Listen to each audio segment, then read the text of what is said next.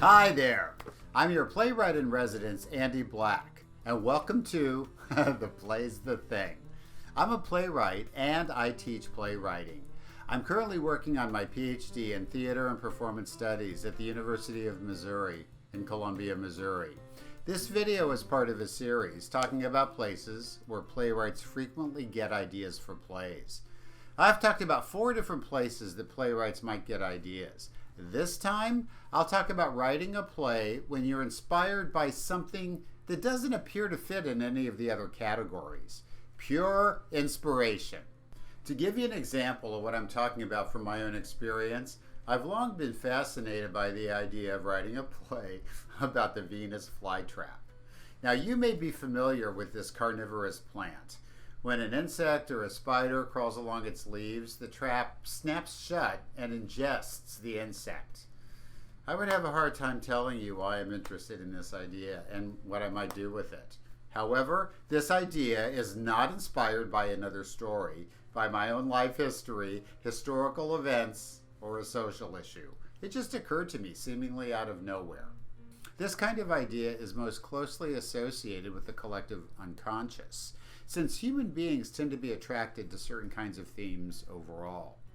So my own personal experience will serve as an example of how a writer might get an idea seemingly out of nowhere for a play. Let me provide an example of a famous play that was inspired this way. August Strindberg was a Swedish playwright who wrote in the 19th century. He primarily wrote historical plays. His best-known play is probably Miss Julie. For a variety of reasons, he shifted gears, and in 1902 he wrote a dream play. For this play, Strindberg harvested ideas from his own subconscious and put them on stage. He abolished conventional dramatic time and space. He split and doubled and merged his characters. This play was an important precursor to both expressionism and surrealism, what I think of as experimental theater, since it doesn't use classic storytelling formula where a protagonist pursues a goal, encounters complications, and then resolves with the protagonist either achieving or not achieving the goal.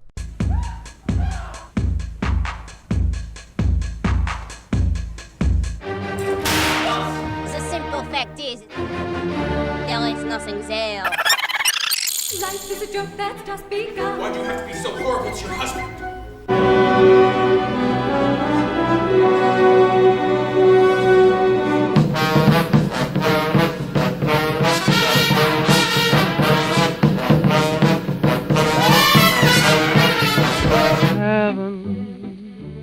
I'm in heaven. Experimental plays often meet with mixed success because they can be difficult for audiences to follow. But because Strindberg was such a highly respected playwright at the time he wrote a dream play, he didn't have any trouble getting it produced. Revivals of the play take place over time, partly because of Strindberg's reputation, but also because directors are inspired by the power of the imagery and the opportunity to create vivid stage pictures. The play itself, however, was conceived from pure inspiration, images that came directly from Strindberg's unconscious, often in the form of dreams. I'll give a simpler, perhaps more accessible example out of my own experience. I thought it would be fun to write a play set in the Malibu Barbie beach house. In my moment of pure inspiration, the play involved a clandestine romantic liaison between the male doll, Ken, and the action figure, G.I. Joe. As with the Venus flytrap, this idea just occurred to me. I can't specifically say where I got it. The play is called Don't Toy With Me. I elected to make G.I. Joe the protagonist, and the play asks whether Joe will be able to consummate his long-standing attraction for Barbie's boyfriend. Of all my plays, this one is probably the most popular and has been produced several times. And it's an idea that just came to me out of nowhere. So, if you've got an idea circling around from an unknown source, what do you do with it? I'll introduce a concept at this time called Prewriting. Now, in his book, A Writer Teaches Writing, Donald Murray breaks the writing process down into 3 key activities: pre-writing, writing, and editing. Murray, by the way, is not talking about playwriting or even creative writing specifically, but composition in general. Now, I find his model helpful, and what I realized is that playwrights, myself chief among them, often begin the writing process without having spent enough time pre-writing or thinking about the idea. Murray lists over 20 different activities that could be considered pre-writing. I'm not going to list them here, they're in his book. What I've realized in my studies is that writers need to indulge in the pre-writing process, particularly if the idea is vague or ill-formed. The writer needs to spend time thinking about it and where it might lead. Talking the idea over with people is a great way to start. If I took my idea about the Venus flytrap to a trusted friend or artistic colleague and started talking about it, I would find out things about the idea and what it means to me that would help me move forward. Free writing is also a great thing to do. Now, here's a place where the writer's journal comes in handy. Letting myself daydream about my Venus flytrap idea, draw pictures, fantasizing about it, or jotting down random thoughts could be very useful. If I were to write a play about this plant, for instance, who would be the protagonist? The plant itself? A nearby spider who is attracted to the flytrap? Where would I go with that idea? Free writing allows your imagination to run wild. With this source of inspiration, I would encourage you not to write Act 1, Scene 1 too fast. Let yourself ideate for a while and then allow a plot or a protagonist to emerge organically out of your process. Now, here's another tip. I've said this before and I'll say it again. Research can be handy. I did a little reading about G.I. Joe and Ken as part of my process for writing Don't Toy With Me. It was amazing the things I found out. On my other topic, I've learned, for instance, that the Venus flytrap is an endangered species, which I didn't know before. Research can help inform a point of view on character or theme. Now, another tip is to decide what you are up to as a writer. I talked before in an earlier video about aims of discourse. One aim is expressive, where the writer is writing to figure out something for himself or herself.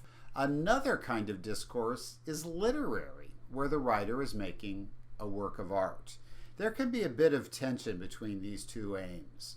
Some expressive works, like Strindberg's A Dream Play, can be considered literary as well as expressive. Now, I'll note that Strindberg had been writing plays for a long time before he wrote A Dream Play and got it into production. While I'll be happy to encourage you to explore your ideas in a nonlinear and expressive way, my belief is that getting experimental works produced can be harder for a beginner than for a playwright with a proven track record. At some point, you might want to consider moving from experimental models to more classic story structures if you're really interested in getting your play produced. Fourth, if you have a funny idea, such as my idea involving G.I. Joe and Ken, it can be easy to write a skit rather than a play. A skit takes a funny idea and milks the humorous value out of it and then ends with a twist of some kind. Saturday Night Live famously uses skits to entertain its audience. There's rarely a point and there's almost never character development. Again, you must decide as a writer what you're up to. Now, there's nothing wrong with skits and allowing the audience to have a good laugh. But I always challenge writers to see if they can take a funny idea and give it a strong story structure. That way you get a 2-for-1. A funny idea that also says something about the human condition, leaving the audience with something to think about in addition to a good time. So, you've got an idea floating around and you think you might want to turn it into a play. Let me give you a prompt. This one will be kind of easy and fun, I hope. I'll ask you to engage in some simple pre-writing activities to develop your idea. Find an open-minded, emotionally intelligent artistic friend and contract for a half an hour to talk about your idea with him or her and see where it leads.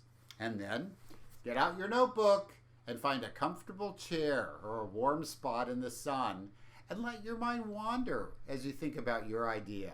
See what comes up.